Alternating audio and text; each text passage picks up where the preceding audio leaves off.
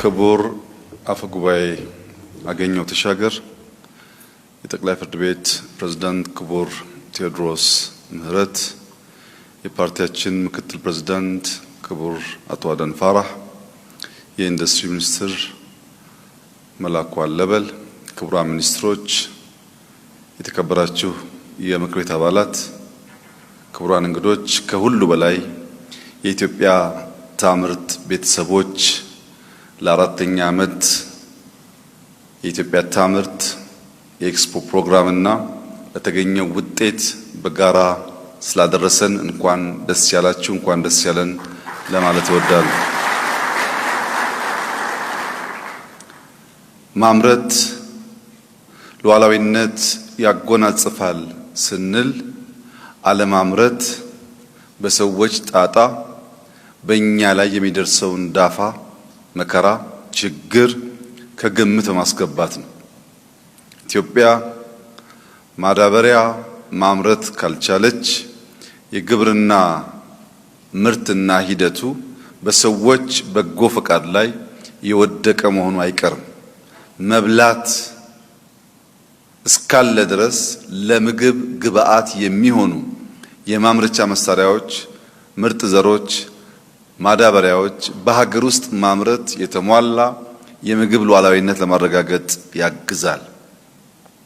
ነዳጅ፣ ጋዝ ማምረት ባለመቻላችን ባለፈው 1 ወር 2 ወር የገጠመንን ፈተና አይተናል። ኢትዮጵያ ብዙ የጋዝ የነዳጅ ሀብት እንዳላቸው ሀገራት ከፍተኛ ፖቴንሻል ያላት ቢሆንም እስከዛሬ ማምረት ባለመቻሏ የገጠማት ፈተና በኢንዱስትሪያሎች በሁላችሁም ዘርፍ የገጠመ ችግር ስለሆነ ይታወቃል። ነገር ግን በአንዱ የካሉብ ሳይት ብቻ 21 ትሪሊየን ሜትር ኩቢክ ጋዝ ያላት ሀገር ያንን ሳታመርት በመቆየቷ ትራንስፖርት ኢንዱስትሪው በከፍተኛ ደረጃ ሊታወክ ችሏል። ስለዚህም በሁሉም መስክ ማምረት ሉዓላዊነት ማረጋገጥ መሆኑን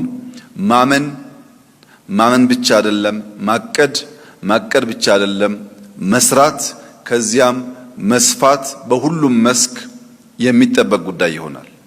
ከሉዓላዊነት ጋር ያለው ትስስር ቀጥታ ስለሆነ እርዳታ የሚቀበል ሀገር፣ ከሰዎች ምግብ የሚለምን ሀገር፣ አብዛኛው ፍላጎቱን በኢምፖርት ላይ የተንተራሰ ሀገር፣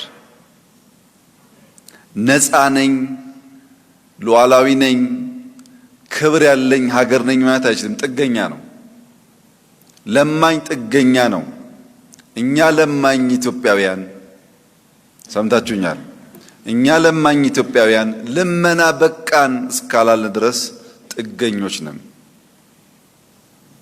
ከጥገኝነት ያልተላቀቀ ማህበረሰብ ግለሰብ ደግሞ በነጻነት ማሰብ በነጻነት ስለ ሀገሩ ስለ ልጆቹ ጥቅም መወሰን ይቸገራል።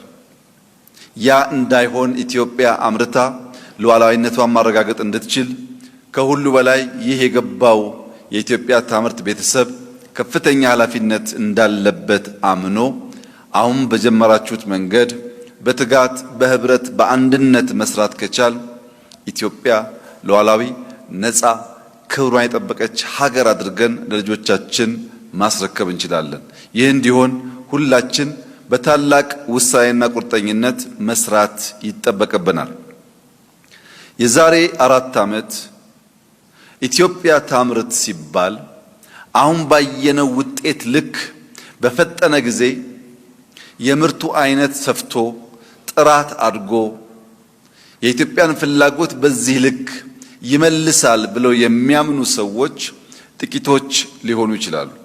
ነገር ግን የአቻምናውን ኤክስፖ መጥቶ የጎበኘ ማንኛውም ሰው የዘንድሮውን ሲጎበኝ ኢትዮጵያ ምን ያክል በጥራት በአይነት እያደገች እንዳለች ለመገንዘብ ለመማር ለማወቅ አይቸገርም። በዚሁ አጋጣሚ ክቡር ሚኒስትር መላኩ 150 ሺህ ገደማ ሰዎች እንደሚጎበኙ ይጠበቃል ብሎ ነበር። የአዲስ አበባ ከተማ ነዋሪዎች፣ የዩኒቨርሲቲ መምህራንና ተማሪዎች፣ የሃይ ስኩል ተማሪዎችና መምህራን ይህ ኤግዚቢሽን እንዳያመልጣችሁ።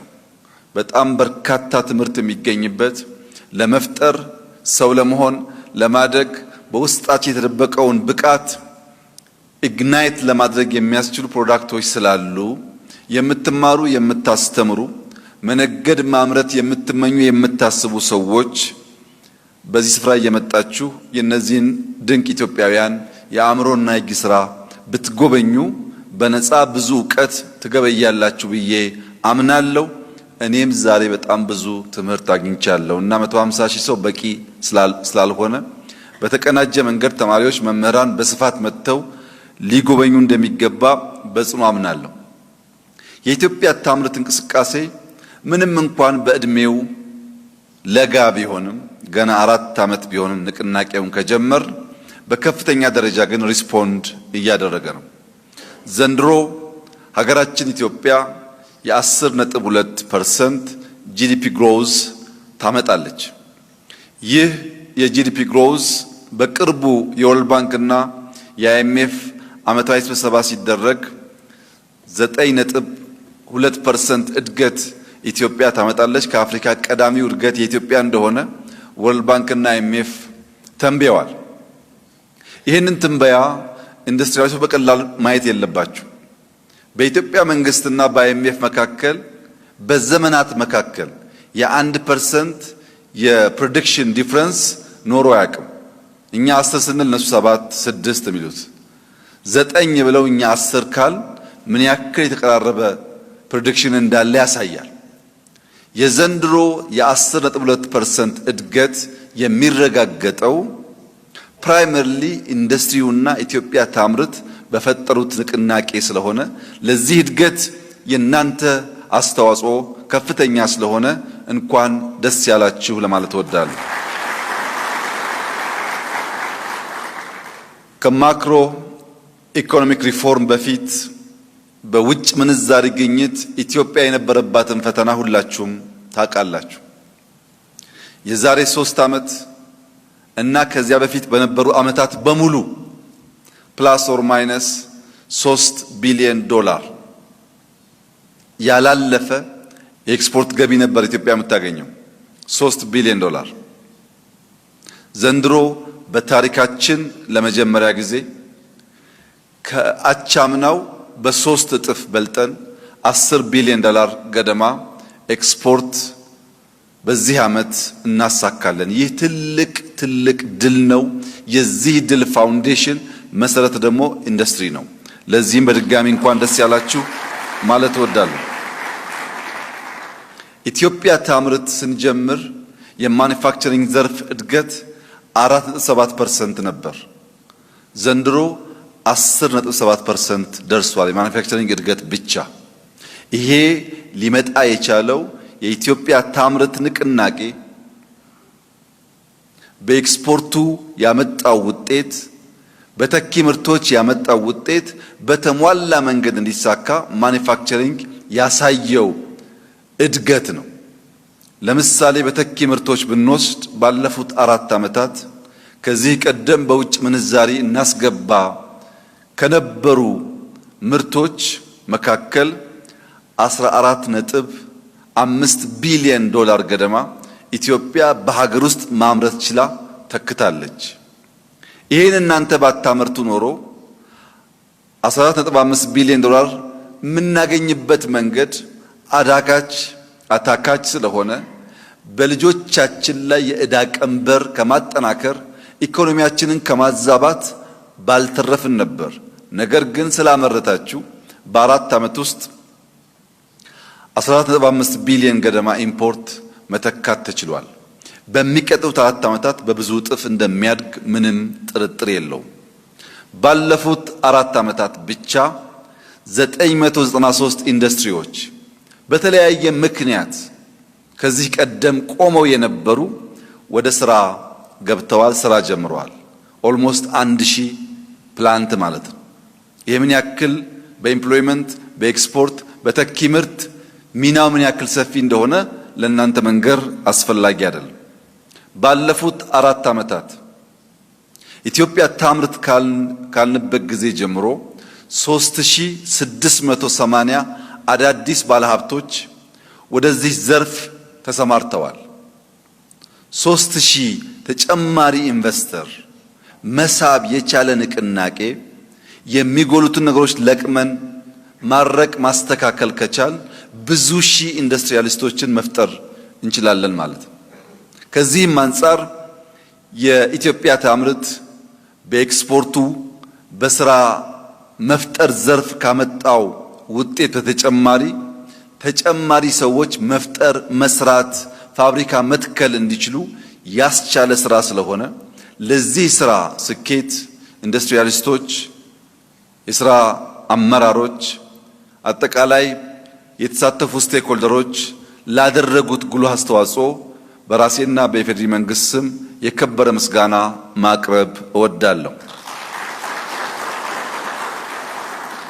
ክቡራትና ክቡራን፣ ካላመረትን ክብራችን ነፃነታችንን መጎናጸፍ ስለምንቸገር ለማምረት ከናንተ ምን ይፈለጋል፣ ከመንግስት ምን ይፈለጋል፣ በየደረጃ ካሉ ስቴክሆልደሮች ምን ይፈለጋል የሚለውን የሚፈታ የኢንዱስትሪ ስትሪንግ ኮሚቴ አቋቁመን ላለፉት ዓመታት ስንሰራ መቆየታችን ይታወቃል።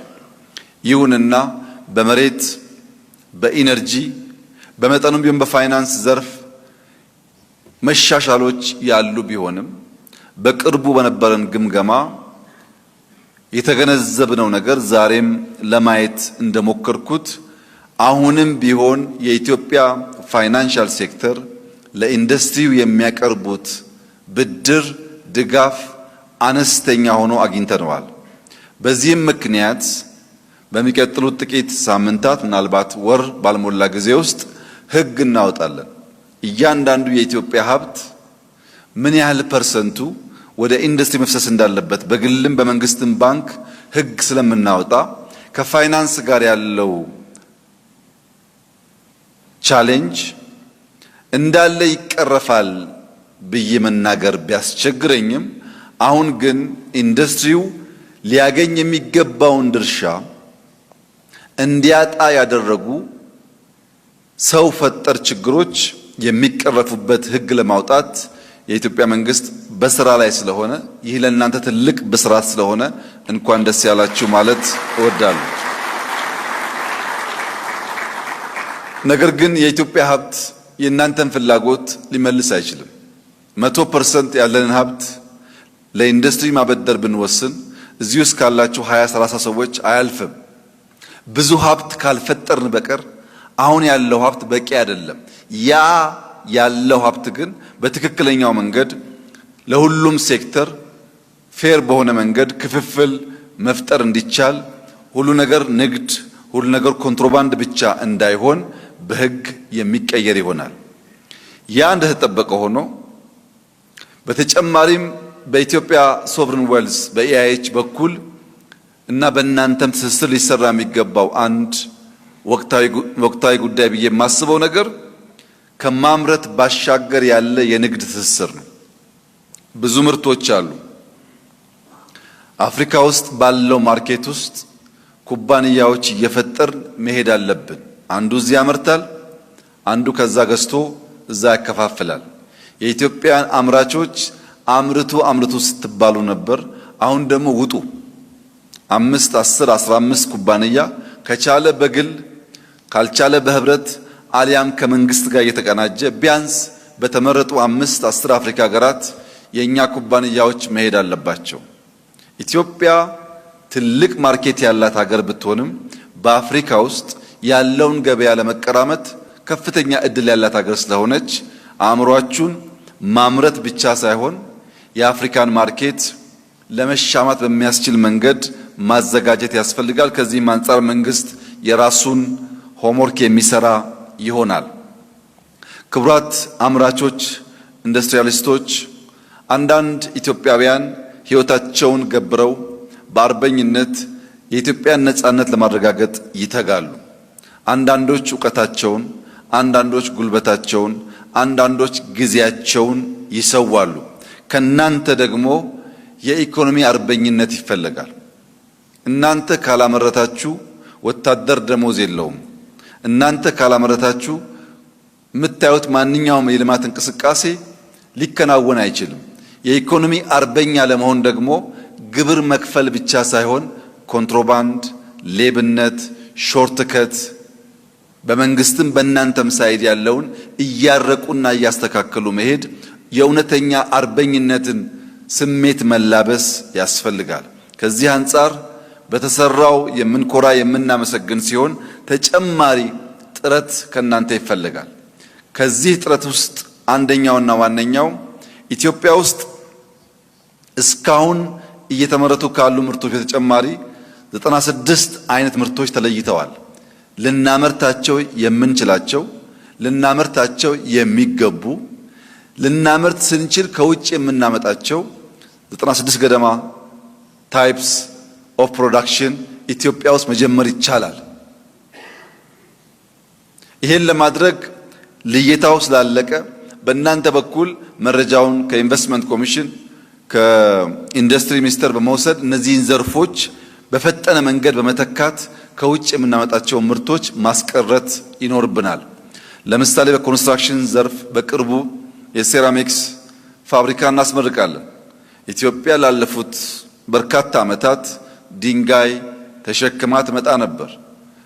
ፖርት የሌላት ሀገር፣ ጠንካራ ሎጂስቲክስ ሲስተም የሌላት ሀገር ለኮንስትራክሽን ሴክተር ግብአት እንዲሆን ድንጋይ ተሸክማ አምጥታ በሚፈለገው ልክ ግንባታን ማፋጠን አትችልም። አሁን ሴራሚክስ በሀገር ውስጥ በቅርቡ ይመረቃል። ከአንድም ሁለት ይመረቃሉ። እነዚህ የኢትዮጵያን ፍላጎት 100% ይመልሳሉ። እነዚህን የሴራሚክስ አምራቾች ወደ ፖርስሊን፣ ግራናይት፣ ማርብል ማሳደግ አለብን። ድንጋይ መሸከም የለብንም። ለዚያ በቂ የሆነ ግብአት ኢትዮጵያ ውስጥ ስላለ ያን እየለያችሁ ማምረት ከሁላችሁ የሚጠበቅ ይሆናል። በማምረት ክብራችንን፣ ነፃነታችንንና ተጨማሪ እድገት ማፋጠን እንችላለን። እናንተ ስራ ስለምታውቁ፣ ስራ ስለምትፈጥሩ፣ የስራም ጉዞ ስለሚገባችሁ በድፍረት ልነግራችሁ የምፈልገው ነገር የ10.2% እድገት ብቻ ሳይሆን ኢትዮጵያ አስደናቂ በሆነ መልኩ በግብርናው፣ በማይኒንግ፣ በኢንዱስትሪ፣ በቱሪዝም ከሁሉ በላይ ደግሞ በቴክኖሎጂ በጣም ፈጣን የሆነ እድገት እያሳየች ያለች ሀገር ናት። በብዙ ፕሮዳክቶች ለኛ ኮንሰምሽን ብቻ ሳይሆን ለአፍሪካ ማርኬትም ማቅረብ የቻለች ሀገር ናት። ከመከላከያ አንጻር እንኳን ብንወስድ የዛሬ 4-5 ዓመታት ከውጭ እናስገባቸው የነበሩ ምርቶች ጥቂት የማይባል የምርት አይነት ዛሬ ከ6 በላይ የአፍሪካ ሀገራት እየሸጥን እንገኛለን። በመከላከያ ምርት ራስን መቻልና መሸጥ፣ በልብስ ራስን መቻልና መሸጥ፣ በመድኃኒት ራስን መቻልና መሸጥ፣ እነሱን ለማምረት የሚያስችሉ ማሽነሪዎች ማምረትና መሸጥ እየቻልን ስንሄድ የምንወዳት ሀገራችን በተሟላ ቁመና የተሰራች ትሆናለች። ከኛ አንጻር ያቀድነው የተለምነው ያሰብነው ከሞላ ጎደል በሚያስደንቅ ሁኔታ በፈጣሪያችን እርዳታ እየተሳካልን ኢትዮጵያ እየተሰራች እንደሆነ በአይናችሁ ያያችሁ ይመስለኛል።